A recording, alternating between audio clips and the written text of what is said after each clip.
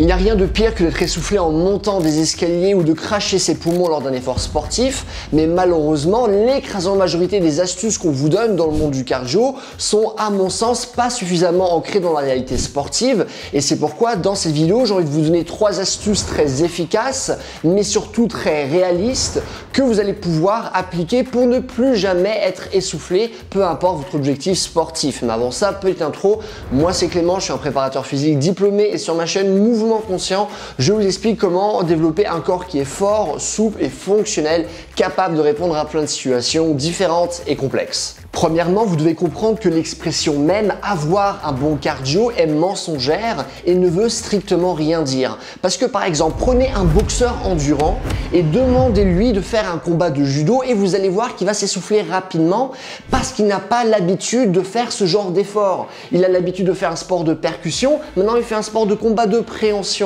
De la même manière, demandez à un marathonien d'effectuer un combat de boxe, il va être essoufflé parce que le cardio général en tant que tel n'existe pas, il est toujours spécifique à l'activité que vous voulez effectuer parce que chaque activité a des contraintes musculaires qui sont différentes. Et donc si maintenant vous vous entraînez pour effectuer un combat de MMA de 5 rounds de 5 minutes, vous n'allez pas vous entraîner de la même manière que si maintenant vous voulez effectuer un marathon. Et dans la même perspective, l'entraînement pour réussir un marathon n'est pas le même que celui que vous allez mettre en place pour performer lors d'un 10 km. C'est pourquoi cette notion de cardio général, de bon cardio à toute épreuve n'existe pas. C'est toujours quelque chose qui est ultra spécifique, donc demandez-vous là maintenant, qu'est-ce qui vous pose réellement problème? Si vous avez des soucis à monter suffisamment de marches d'escalier, eh ben essayez d'en monter davantage. Ou si maintenant vous voulez avoir un meilleur cardio pour la boxe, la première chose que vous devez faire, c'est effectuer des exercices spécifiques à votre activité. Donc par exemple, différents types de sparring qui vont mettre l'accent sur le cardio, différents types de shadowboxing, etc. Après, ça ne veut pas dire que aller courir ne va servir à rien. Au contraire, courir c'est quelque chose qui est très intéressant, mais courir en tant que seule activité, ce n'est pas nécessaire parce que justement c'est trop général.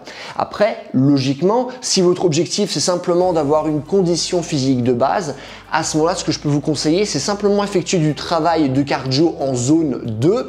Donc, c'est un effort pendant lequel vous serez capable de parler, mais vous ne serez pas capable de chanter pour autant. Généralement, on va dire que vous êtes entre 60 et 70% de votre fréquence cardiaque maximale. Donc, comme type de protocole, vous pourriez par exemple courir pendant 20 à 40 minutes en fonction de votre niveau et vous allez essayer de rajouter 1 minute de course à chaque semaine d'entraînement et ce 2 à 3 fois par semaine.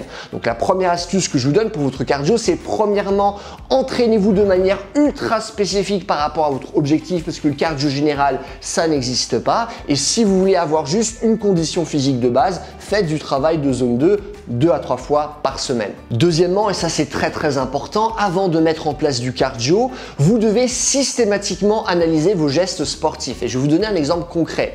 Imaginons vous avez un boxeur A et qui arrive à toucher son adversaire 50% du temps et vous avez un boxeur B qui arrive seulement à toucher son adversaire 10% du temps. Pour le même combat, logiquement, le boxeur B va être beaucoup plus essoufflé parce qu'il devra effectuer littéralement 5 fois plus de frappes pour toucher son adversaire autant de fois que le boxeur A. Et simplement en regardant le degré d'essoufflement, et ben, un coach superficiel dirait par exemple « Ah, boxeur B, t'es essoufflé, tu devrais davantage travailler ton cardio. » Alors qu'en vérité, ce n'est pas forcément le cardio son problème, mais premièrement, sa mauvaise exécution technique. Et ça, c'est quelque chose qu'on me dit à chaque fois, par exemple lors d'une nouvelle activité, quelqu'un qui vient et me dit « Ah, je suis très essoufflé aujourd'hui et je devrais vraiment commencer à courir davantage. » Et à ces personnes, je leur réponds systématiquement, tu viens de commencer cette activité. Tu n'es pas encore suffisamment coordonné, littéralement 90% de tes gestes sont inutiles et mal exécutés. Comment ne pourrais-tu pas être essoufflé avec ces caractéristiques techniques? C'est normal. Et donc souvent, j'ai l'impression que c'est le pansement qu'on met partout. Mauvaise technique, boum cardio à chaque fois, alors que ce qu'il faut améliorer premièrement, c'est vos capacités sportives parce que le cardio doit être au service de votre sport et non pas le contraire. Donc deuxième astuce, avant de faire du cardio, vous devez systématiquement améliorer votre répertoire moteur. Troisièmement, si malgré ça vous voulez essayer de développer un cardio généraliste, vous devez justement vous entraîner dans une dimension qui est généraliste. Ça veut dire que premièrement, vous allez devoir effectuer des efforts soutenus pendant une longue durée. Donc par exemple, être capable de courir pendant 1 heure ou plus. Deuxièmement, vous allez être également travailler dans des dimensions qui vont être courtes et intenses. Par exemple, des sprints.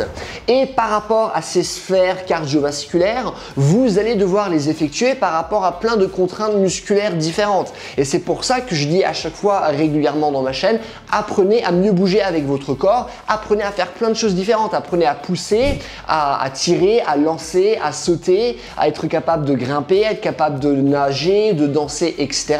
Parce que comme ça, votre cardio s'adaptera à ces différentes contraintes musculaires et vous serez justement capable d'avoir un corps qui sait répondre à plein de situations différentes. Non pas que vous devez tout faire en même temps, parce que si on se focalise sur trop de choses en même temps, on aura tendance à pas vraiment les développer et à être mauvais partout. Donc je vous dis de faire toutes ces choses, mais à l'échelle d'une vie, parce que c'est juste comme ça, à mon sens, que vous allez réellement avoir un cardio qui va être véritablement fonctionnel.